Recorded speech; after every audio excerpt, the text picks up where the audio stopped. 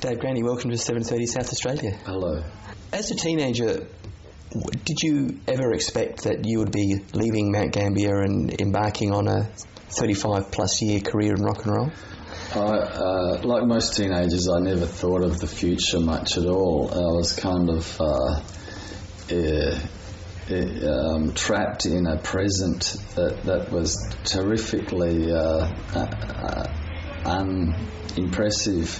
You know, not that I knew of any better, it's just, you know, it was hopeless kind of almost psychedelic boredom that I had as a teenager in country South Australia. And it's not so much, you know, a commentary on the place or anything. Mount Gambier, a beautiful place, and in many ways, you know, idyllic upbringing I had there in quite a creative community of people. I mean, creative not in an artistic way, just in the way people talked, you know. It's kind of, you know, it's dazzled me for years, you know. But it's just the hopeless boredom that a teenager gets, you know. And that was quite inspiring, you know. And I hope teenagers nowadays get to be blessed with boredom like that. Did the kind of country lifestyle and the roughness of it, in a way, did that put you in good stead when you moved to Melbourne and came up against these private schoolboys who had formed bands? Yeah, well, when I got into the rock music scene, it's more over the last 10 years people have started to talk about, you know, rock and roll this, rock and roll that. You know, there was a new rock movement, and they celebrate this kind of dumbness of, you know, dumb kind of, you know, clod-hopping rock like AC/DC and that sort of thing, and, saying, you know, anything intellectual ideas or abstractness or, you know, is rubbish, and let's talk about girls like they're prostitutes, you know, that's all they are, you know, I hate that sort of thing. And but when I got to Melbourne and people into rock and roll and that, it was never as rough as the country kind of you know, booze and dope scene that I'd experienced, you know, the fast cars and, you know, booze and hot rods and football, all that kind of stuff. I never really had to go out looking for wild times, you know, because it was all around me when I was a kid. The fact that you're still a working musician after all these years, I mean, how many of your contemporaries from the late 70s and the early 80s that you used to kind of be in the scene with, how many of them are still going? Well, I feel quite close in affinity with people like Kim Salmon, Tex Perkins, you know, and I love to run into people like Paul Kelly and a few, and excuse me, it was much easier to be a musician when you were younger, when to be a musician was quite a trendy thing. I don't think it is so much anymore, but when you're surrounded by dozens of people doing the same thing, you never question whether it's a good or bad thing to do. If so many people want to do it, it must be a good thing. But later on, when you're older, you look around and yeah, there's a few heads sticking up here and there, and you do ask yourself the question, you know, should I be doing this or whatever? But I've also been very lucky to be playing with Claire Moore over the whole period, so we have denied each other the opportunity to ask ourselves the question because we've both, in a way, you know, if one was up, the other one was, you know, we've been able to operate as a kind of, you know, combination. If I was, say, working, you know, travelling and playing, and I had to come home to my obedient Stepford wife who was in her, apron making me some nice cookies and watching MasterChef to get a dazzling recipe for me and reading up a manual on how to entertain me sexually, all the obedient things a woman should do in 2011.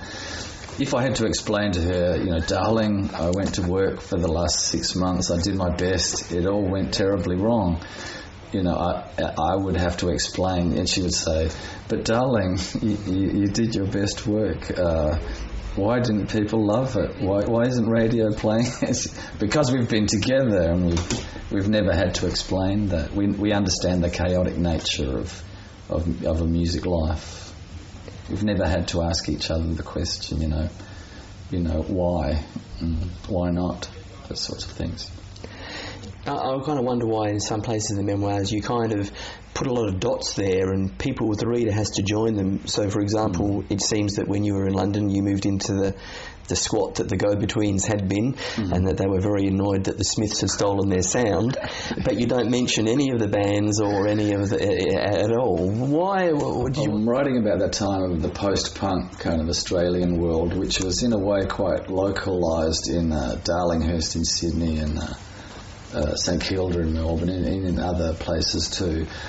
Excuse me, but it was also quite international. In all over the world there were little pockets of people like doing the same thing at the same time, like REM in Athens and Sonic Youth being the last kind of New York group to flower there, and people in Minneapolis like the Replacements. They're all coming from these different areas, but it's quite international. And one of the things about it was quite mythological, and the way people talked about themselves was very mythic. Like they're fitting these archetypal images of fitting a type, an archetype, and groups around the time were very mythological, always carrying a drama and a story with them, and I always found that really great. And Radio Birdman, for instance, the Saints, kicking against the world in Brisbane, a place where they could only play in their own house, and the Go-Betweens came from that scene, and they really, their story, like Robert looked like Anthony Perkins, and they looked like creepy guys from Hitchcock movies, and they talked about literature and books, and their drama was there in this world of rugby-loving buffheads, and Lindy as well, the tall, feisty drummer. So I talk about them as the archetypes because I thought we were, and I talk about my own band, the Moodists, in that way because we were giants, and our what we wanted of the world was big, but we needed each other to make ourselves bigger. So it was to kind of tell the story in a way with names and dates and times would bring it down and limit it to a smaller, more human way. So I wanted it to be giant, mythological story. Now, speaking of other rock acts, Australian rock acts from the 80s, what do you think of Peter Garrett these days? Outlined in transforming.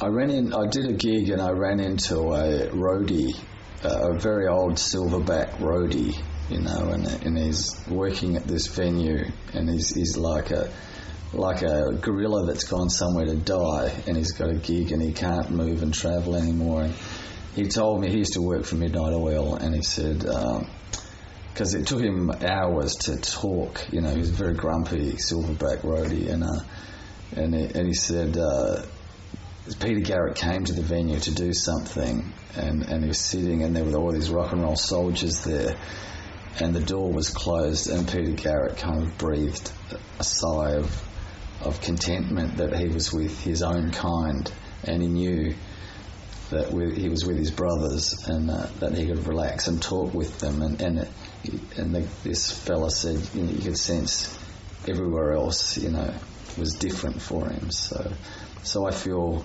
for Peter Garrett in that way. He's in a world of pain. And anybody in the political realm in Australia would be in the same thing, because they are the playthings of giant corporations who are wanting things their way. Mining magnates want things their way. The tobacco industry want things their way, and they're caning the politicians, and it's amazing struggle to see them, try and do anything. What do you think of youth culture? Well, youth culture is a pretty bogus type thing, and it always has been. It's funny, in music, Australia has a youth culture station at the ABC, Triple J. It's quite an old idea, It should really be a music station. It shouldn't be for youth. It would be about youth anyway, because young people are interested and give so much energy to music that that it would be youthful anyway. But I think it should be an Australian music station, personally. Otherwise, it's just a marketing thing, and it always has been since Frank Sinatra tricked up some PR in the late 40s. Yeah. Triple J is pointed the wrong way.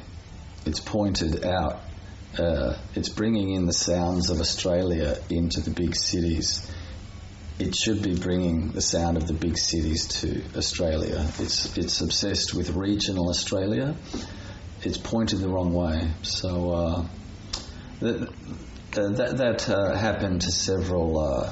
There were a lot of community radios in Australia, stations that Triple J affected them. I don't want to be a damning Triple J totally, because it does so much great work and it carries a load that others have left behind. But in Melbourne it didn't happen to the same extent. Triple R and PBS and 3CR, the AM radio station, are very strong. And the Melbourne music scene is the best in Australia because it has these great stations reflecting it back to itself. It's a pity but being at public radio, briefly, there's so little interaction between Sydney and Melbourne, and everywhere else it's quite confusing. I think Triple J should be more of a Sydney and Melbourne music station. Nobody, I'm not interested in what people are doing in Bathurst or Lismore or anywhere else. Rock music is not a young people's thing solely anymore, and music is one of those things that when musicians get older they get better for the most part. It's not like being a footballer where you have a certain peak period and it's all to do with your physicality. So there's so much great Australian music made that doesn't get broadcast to people, And it might seem funny talking about it, in this, great, world of the internet and everything, but I think public spaces where people experience things together and randomly, like television and radio, are really great because people hear things by accident and they're exposed to things not by looking for them, just by the random nature of walking past a speaker as, something was being broadcast. Dave Graney, thank you very much for speaking with 730 South Australia. Thank you.